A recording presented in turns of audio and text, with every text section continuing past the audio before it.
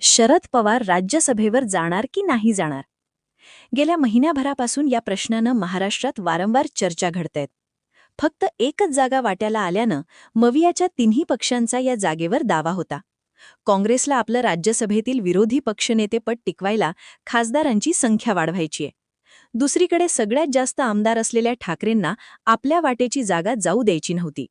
त्यातही शरद पवारांच्या राष्ट्रवादीची गेल्या काही महिन्यातली भूमिका पाहता ते महाविकास आघाडीत कमी आणि अजित पवारांच्या राष्ट्रवादीसोबत जास्त दिसायला लागले होते. भविष्यकाळात दोन्ही राष्ट्रवादींचं विलिनीकरण होणार आणि शरद पवारांची राष्ट्रवादी सत्तेत जाणार हे फिक्स होतं.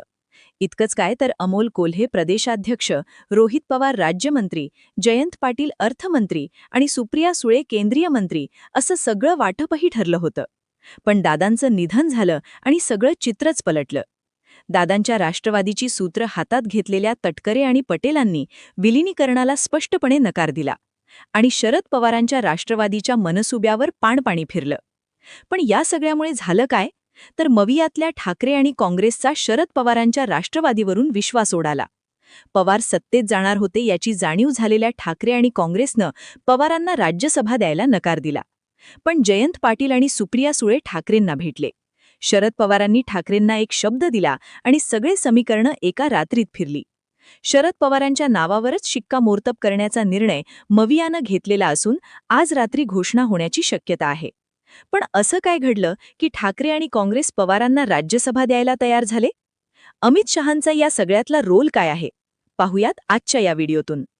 16 मार्चला महाराष्ट्रातील 7 जागांसाठी होणाऱ्या राज्यसभेच्या निवडणुकीसाठी भाजपनं आपल्या 4 उमेदवारांच्या नावाची घोषणा केली आहे, ज्यामध्ये आठवले तावडे यांच्यासोबतच 2 नवीन नावं देत भाजपनं धक्कातंत्र अवलंबलंय. पण इकडे शरद पवारांना जागा सोडायला नाही म्हणणाऱ्या उद्धव ठाकरे आणि काँग्रेसनं ऐनवेळी निर्णय का बदलला? ठाकरेंनी प्रियंका चतुर्वेदींसाठी असणारा राज्यसभेचा हट्ट कसा सोडला? काँग्रेस कशी तयार झाली? तर गेल्या काही दिवसात यावरून वेगवेगळ्या घडामोडी घडल्या. इकडे मविया शरद पवारांना जागा देणार नाही हे जवळपास फिक्स झाल्यावर तिकडे रवींद्र चव्हाण दिल्लीला जाऊन अमित शहांना भेटले. मुंबईत ठाकरेंना फोन करत महाराष्ट्र काँग्रेस प्रभारी रमेश चन्नीथला यांनी ही जागा काँग्रेसला का गरजेची आहे याचा पाढा ठाकरेंसमोर वाचला. त्यामुळे आता जागा ठाकरे किंवा काँग्रेसलाच मिळणार असं बोलले जात होतं. पण गेल्या 2 दिवसात नक्की घडलं काय? तर घडलेली पहिली घडामोड म्हणजे अमित शहांनी 5वा उमेदवार उतरवण्याचे दिलेले आदेश. मविया शरद पवारांना उमेदवारी देणार असेल तर राज्यसभा बिनविरोध होणार हे अप्रत्यक्षपणे भाजपचे नेते सातत्यानं सांगायचा प्रयत्न करतायत. आज देखील भाजपनं आपल्या 4 उमेदवारांची यादी जाहीर करत हाच मेसेज दिलाय. खरं तर राज्यात मविया शरद पवारांना उमेदवारी देणार नसेल तर एकतर भाजपने आपला 5वा उमेदवार मैदानात उतरवावा किंवा शरद पवार अपक्ष लढत असतील तर त्यांना पाठिंबा द्यावा, असा आदेश अमित शहांनी दिल्लीतून रवींद्र चव्हाणांना दिला होता. त्या दृष्टीनं भाजपनं माध्यमांमध्ये मेसेज देखील द्यायला चालू केलं. बेसिकली शरद पवार मैदानात नसतील तर राज्यसभेची निवडणूक बिनविरोध होणार नाही. भाजप पूर्ण ताकदीनं मैदानात उतरून मवियाचा उमेदवार पाडण्यासाठी जोर लावणार हे फिक्स होतं. त्यासाठी भाजपनं शरद पवार, काँग्रेस आणि ठाकरेंच्या काही आमदारांची बोलणी चालू केली होती, अशाही चर्चा होत्या. या सगळ्याच्या पार्श्वभूमीवर जर काँग्रेसनं किंवा ठाकरेंनी जागा आपल्याकडे घेतली आणि शरद पवारांना डावललं तर भाजप गेम करणार हे दोन्ही पक्षांच्या लक्षात आलं. त्यामुळे पवारांना उमेदवारी दिली तर एक जागा तरी निवडून येईल आणि नाही दिली तर जागा गमवावी लागेल, या विचारातूनच तिन्ही पक्षांच्या नेत्यांची चर्चा झाली आणि भाजपच्या भीतीनं जागा शरद पवारांना सोडण्याचा निर्णय झाला. दुसरी घडलेली घडामोड म्हणजे शरद पवारांनी उद्धव ठाकरेंना दिलेला शब्द. धुलीवडीच्या दिवशी उद्धव ठाकरेंची भेट घेण्यासाठी जयंत पाटील आणि सुप्रिया सुळे पोहोचले होते. यावेळी शरद पवारांना राज्यसभेची उमेदवारी मिळण्यासाठी ठाकरेंनी पाठिंबा द्यावा अशी मागणी घेऊन हे नेते मातोश्रीवर गेले. मवियामध्ये सगळ्यात जास्त आमदार असणाऱ्या ठाकरेंनी शरद पवारांना पाठिंबा देणं हे महत्त्वाचं आहे. या संदर्भात सूत्रांनी दिलेल्या माहितीनुसार मातोश्रीवर गेलेल्या जयंत पाटील आणि सुप्रिया सुळेंना उद्धव ठाकरेंचा एकच प्रश्न होता. शरद पवार यांना उमेदवारीसाठी आम्ही पाठिंबा दिला आणि उद्या तुम्ही विलिनीकरण करून भाजपसोबत सत्तेत गेलात तर आम्ही काय करणार? भाजपसोबत जाणार नसाल तरच आम्ही पाठिंबा देऊ, असं स्पष्टपणे उद्धव ठाकरेंनी या दोघांना सांगितलं.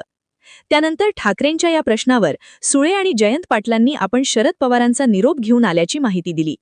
ते म्हणाले की शरद पवार साहेबांनी तुम्हाला आणि मवियाला शब्द दिला आहे की भविष्यकाळात आमचे अजितदादांच्या राष्ट्रवादीसोबत विलिनीकरण होणार नाही. त्या चर्चा थांबल्या आहेत आणि आमचा पक्ष महाविकास आघाडीसोबतच राहील. शरद पवारांकडून असा शब्द मिळाला आणि त्यानंतरच उद्धव ठाकरेंनी शरद पवारांना राज्यसभेची जागा देण्यासंदर्भात होकार दर्शवलाय. दुसरीकडे सगळ्यात जास्त आमदार असलेल्या ठाकरेंनी होकार दिल्यानंतर आता काँग्रेस देखील शरद पवारांना जागा द्यायला तयार झाल्याची माहिती आहे. त्यामुळे शरद पवारांचा राज्यसभेवर जाण्याचा मार्ग मोकळा झालाय. यासोबतच या सगळ्यात शरद पवारांनी केलेल्या माइंड गेमची सुद्धा जोरदार चर्चा चालू आहे. पवारांच्या यांच्या संसदीय राजकारणाची 60 वर्ष पूर्ण झाली आहेत. त्यामुळे यंदाची राज्यसभा निवडणूक ही शरद पवारांची शेवटची निवडणूक आहे.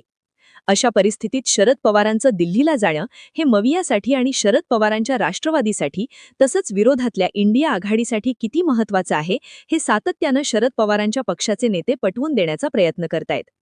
पण विश्वासार्हता या एका फॅक्टरवर ठाकरे आणि काँग्रेस पवारांना जागा सोडायला तयार नव्हती. अशातच भाजप शरद पवारांना पाठिंबा देऊ शकते अशा बातम्या यायला लागल्या. आपली उमेदवारी मवियाकडून होणार नाही, त्यामुळे भाजप आपल्या पाठीमागे राहू शकते आणि मवियाचा उमेदवार पाडण्याचा धोका होईल अशा बातम्या शरद पवारांच्याच राष्ट्रवादीने पेरल्याची चर्चा आहे. थोडक्यात ठाकरे आणि काँग्रेसवर दबाव तंत्र निर्माण करण्यात शरद पवार यशस्वी ठरले. दुसरीकडे जर शरद पवारांकडे संसदीय पद नसेल तर ते शारीरिक आणि मानसिकरित्या पूर्णपणे खचून जातील, अशी भूमिका सुद्धा जयंत पाटील आणि सुप्रिया सुळेंनी ठाकरेंसमोर मांडली. त्यामुळे अखेर ठाकरेंना शरद पवारांच्या उमेदवारीसाठी तयार व्हायला लागलं. थोडक्यात शरद पवारांना जागा सोडणार नाही इथपासून ते शरद पवारच राज्यसभेवर जाणार इथपर्यंतचा प्रवास पूर्ण होण्यासाठी शरद पवारांनी डाव टाकले आणि मवियाला नमत घ्यावं लागलं. यामध्ये भाजपनं सुद्धा शरद पवारांना साथ दिल्याची चर्चा आहे. पण या सगळ्यात आता राज्यसभेचं कोडं सुटलं असलं तरी मे महिन्यात होणाऱ्या विधान परिषदेवेळी सुद्धा असाच पेच होण्याची शक्यता आहे. त्यावेळी उद्धव ठाकरेंची जागा रिक्त होतीये आणि मवियाच्या वाट्याला एकच जागा येणार आहे.